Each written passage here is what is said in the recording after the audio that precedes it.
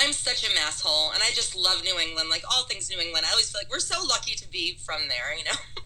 So, yeah, I always just felt at home, which I think is a lucky thing. And then when it came time to go to college, I did get into Stanford, and I had never been to California. I always had that California dream, but I was really young in high school too, and I just ultimately was like, Also, it wasn't like I was going to go live in Brenda Walsh's apartment. It was a foreign place to me, and Providence I love. It was one of those places growing up. I loved to go there, and yeah, it was an easy choice. So you get into Brown University and you decide to study American civilization? Yep. Why? Because they call it's AmCiv for short, and then people call it AmBiv for ambivalent, because it's like the most brown of all the majors. There's only one requirement, and then you design everything else. Like you design your focus of study. Mine was called Notions of Normalcy in American Culture, and I loved it because I loved psychology, I loved writing, and this was a way for me to put those things together, the little modern history and different like specific looks at different aspects of American history. And then I did an independent study on South Park that was really exciting, and an independent study on the culture of repetition, with watching things over and over because it's such a historically new activity. So it was just perfect that way. How did you transition then from being an American civilization major, doing an independent study on South Park, to journalism, entertainment writing, and now this hit show on Netflix? Yes, such a really exciting life of, I feel like, of really great mentors along the way. I always wrote short stories, and in high school I was the editor of the newspaper, and I always liked journalism and was very like, my brother was an extra in School Ties, and I was a freshman in high school visiting the set, and it was all Ben out, like all these guys, and it was so exciting. So I just cold called YM Magazine, and I was like, I'm a high school student on Cape Cod, and I want to interview a famous person. How do I do that? And it's one of those really lucky things in my life that this woman, Linda Friedman, answered the phone, and she didn't hang up on me. She helped me. She explained what a publicist is. She told me how to do it, and I got an interview with Chris O'Donnell, and that was my first byline in the Cape Cod Times, which was super exciting. And then Linda, I kept in touch with her over the years, and in college, I mostly worked on fiction, but I did a little journalism. I did a long interview with Parker Posey, one of my favorite people, and then I moved to New York, and I was temping, kind of struggling, left for a while, did random things, worked at a used bookstore on the Cape. And then there was an ad in the New York Times that said, do you like boy bands? And it was the peak of the Backstreet Boys. And I was like, yes, I do. I applied for the job. And you had to take a great quiz, like, which one of these guys is Michael J. Fox type of thing. And that was my first professional journalism job. And also before that in college, I had interned at Conan O'Brien as a script intern, and that was an intense, good, like, quick study in New York living and media and all of it.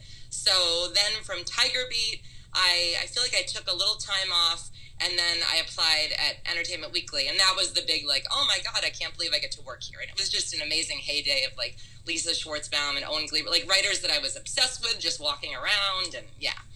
And then while working there, I kept writing and sending out scripts to people I would meet when I came to LA, and yeah. Gotcha. And so then you come out with your debut novel, You, which is a huge success as a novel, and now has gotten picked up by Lifetime and Netflix. Can you believe it?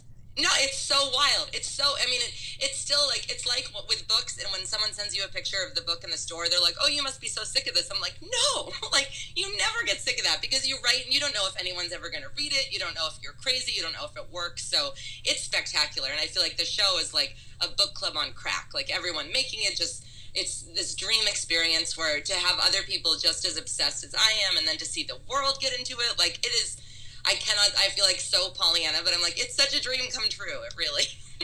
When you read the headline that it was on track to have 40 million views within the first 4 weeks, like, what goes through your mind? That it's that thing of that number that you can't comprehend. Like, you can't know 40 million people. You can't really know a million people. And it's that, like, happy tear of, like, oh my God, like, people are relating to this, are into it, they want to talk about it. It's still incomprehensible and wonderful. Like, it just is fantastic. Every day I'm like, oh, this is the real world. I'm not pretending this. I was reading the novel itself, and I love all of the Rhode Island references peppered in there. You know, Little Compton is where Peach's family's beach house is. So talk about, if you can, a little bit how like Brown and Providence influence and inspire your writing. Obviously, you have a novel called Providence. So how has living here inspired some of your creativity? You know, always to me, even when I would go like in high school to like my mom would take me sometimes to go just for the day or to take the train to New York. There is something so mystical and dreamy about that city. And like to me, like to walk around thinking, oh, this is where Lovecraft walked around. And even as it develops, like when I was there, we didn't have them all. And we, you know, there was no Urban Outfitters on Thayer Street. And every time that Providence evolves, it still feels like Providence. And that to me speaks to the strength of Rhode Island and that really unique personality. What was it like seeing the story evolve and be adapted from the page to the screen? Fantastic, because it's one of those moments where when I first met Greg and Sarah, the showrunners, they were sitting there like so moved by the book, so inspired, so into it, that they were hell-bent on making the show feel like the book. And that to me, like, that's the dream thing to hear, because it's not like, oh, like, we like this, they were like book fans. And so I'm like, oh, these people that happen to make amazing television and happen to love my book, like, that's perfection. And like that was one of those things where I was worried about voiceover, and they had this idea of like, oh, it's Joe's thoughts. No, of course it's an instrumental part of the show. And to me, that's what would have been one of the easiest things for someone else who wasn't as in love with the book to cut, and then it wouldn't have been the book. So knowing things like that like, oh, we're going to have Joe's thoughts, like that's one gift after another. Speaking of one gift after another, we already know season 2 is coming. Yeah. So what else can we expect? More Joe. We have a new leading lady. So can you give us a little like teaser about what to expect from season 2? Yes, in the second book, Joe, in the book world, Joe goes to LA to find this girl that he met in the first book. And the second book, it's a little different. He's going to LA because he's on the run, but he still meets this brother and sister, Love and 40 Quinn. And Love is like a California dream girl, but a realistic version of one. And she's great and smart and older, and like she's not like Beck. But there's this brother 40 who's just a wild, spoiled beast. And that's part of what's dragged Love down. And Joe loves Love, but because of Love being inextricably linked to 40, he has to contend with that. So it's really fun to like get what you want and then have 40 attached. So what else are you working on? I saw you post about another book that you're working on, a pilot. So what's next for you? Yes, right now I've started a third Joe book, so that's exciting. And I'm finishing my next book about a woman named Pearl who lives in Concord, Massachusetts, and just very much wants to find someone or figure out why she feels like she needs to find someone. And she has a really good arm, I'll just say that. Great. And then I've been writing a pilot with John Stamos. That's been a great experience, and just the nicest, smartest guy. So we're working on that. And then I wrote a pilot for Warner Brothers about an LA career mom who's trying to do it all. So yeah, my head's in all these different great places. I love it. I was hoping we could do like a little like rapid fire round, just like quick answers. What book are you reading right now?